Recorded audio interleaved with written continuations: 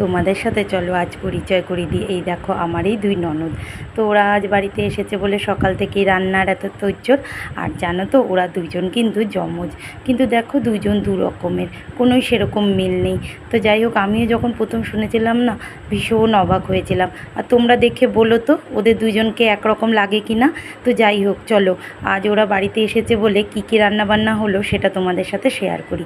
এই দেখো, এইদিকে হয়েছিল মাটন, আমার বরের জন্য হয়েছিল চিকেন, তারপরে ছিল ডাল, পটল ভাজা, চিপস, আর ছিল মাছ ভাজা, স্যালাড, চাটনি, আর শেষ পাতে দই মিষ্টি তো আছে।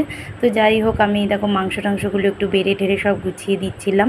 তো আর এইদিকে আমার মেয়ে মাটনের জন্য ভাতের থালা নিয়ে বসে আছে। তো ওর পাতে যেই কিনা আমি 2 পিস মাটন ফেললাম, ও তো আমার দিকে তাকিয়ে ফিক করে আনন্দে হেসে উঠল। কারণ এই সপ্তাহ ধরে ওর পুরোই চলছিল মাটন, চিকেন।